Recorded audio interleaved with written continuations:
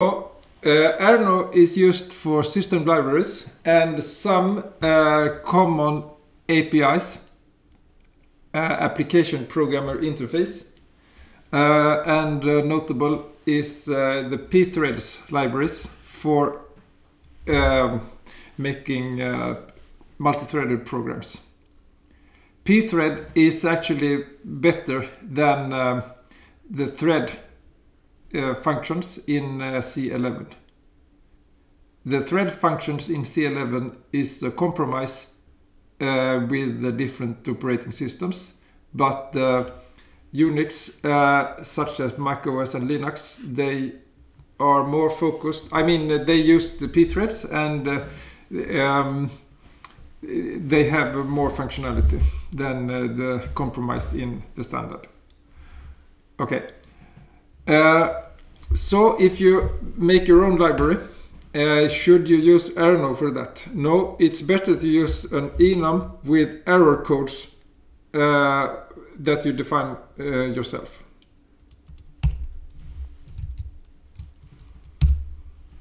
So let's see how we can find the errors of a math function using either the exception or the errno variable.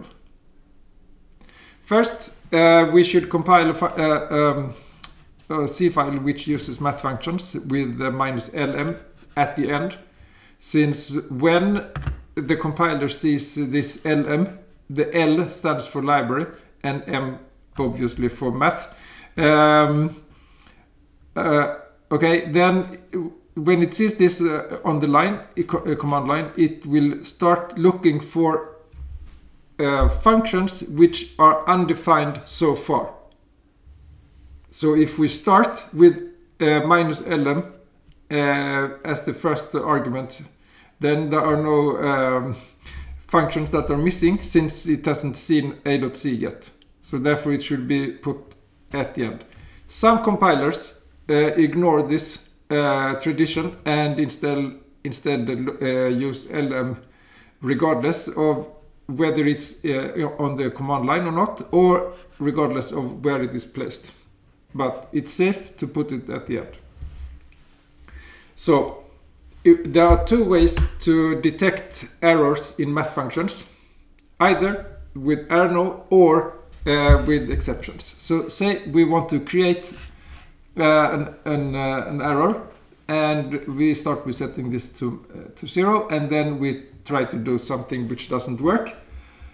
And then the question becomes, how does this library represent error codes?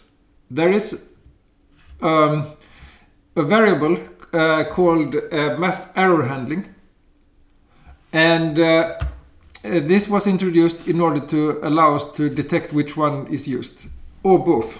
That's the common for GNU C libraries on Linux, and I'm pretty sure as well on Mac OS. It would surprise me a lot if it's not. Okay, so this variable contains a number which we can get. This is a mask, so it selects one of the bits here in this variable, and we can see if this bit was set, then we can use Errno, and if this bit was set, we can use error except, I mean the exceptions in from the fenv. So if it's with Errno, we can do it like that, and then if this is the error code, then we can print that or do something similar. Okay, so this is just for illustration, and otherwise, if we use math exceptions with this, then we can ask for all exceptions, and this should be read as this: floating point environment test exception. Okay. That's a very long identifier for being C, but well, that is what it is. And that now we get all exceptions. We can ask for a subset of them, And then when we have saved that, we can check the bit which corresponds to invalid. And then, well, we know it was an invalid operation that we tried to do. In this case, square root of a negative number.